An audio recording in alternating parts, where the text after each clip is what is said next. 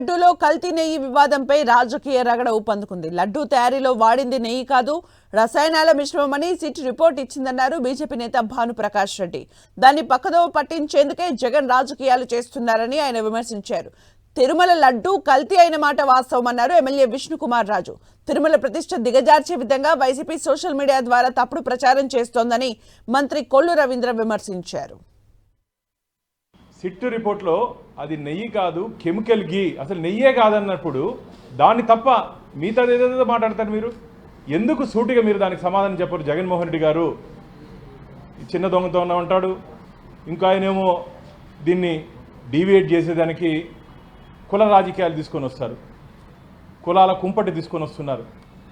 ఆయన ఇంకా ముందుకు పోయి మేము రాబో రోజుల్లో అధికారంలోకి వస్తే ఇళ్ళ దగ్గరే మేమే ఉంటాం, మీరు పరిగెత్తుకుంటూ పోలీస్ స్టేషన్కి పోతే పోలీస్ స్టేషన్ దగ్గర మేమే ఉంటాం, మళ్ళీ మీరు హాస్పిటల్కి పోతే మేమే ఉంటాం. ఏందా బెదిరింపుడు? ప్రజాస్వామ్యంలో ఉన్నామా, రాక్షస రాజ్యంలో ఉన్నామా? డెఫినెట్గా అది కల్తీ జరిగింది. కానీ కల్తీకి కారణము అది ఒకవేళ ఏదైనా యానిమల్కి సంబంధించిందా అనేది నేను చెప్పడం లేదు. బట్ కల్తీ అయింది మాత్రమే వాస్తవం. అది మిగిలిన కెమికల్స్ తోటి చేశారా, లేకపోతే ఇంకా వేరే ఆయిల్ దీనికి కలిపి ఆ విధమైన నెయ్యి కింద తయారు చేశారా అనేది ఇంకా టెక్నికల్గా వాళ్ళు డిసైడ్ చేసి చెప్తేనే కానీ మనకి తెలియదు. అనవసరంగా మనం వేరేది మాట్లాడటం అనేది అప్రోప్రియేట్ కాదు. ఎన్డీడీబీ వాళ్ళు ఇచ్చినటువంటి నివేదికలో క్లియర్ గా దాంట్లో కూడా ఉంది. దాంట్లో కల్తీ జరిగింది.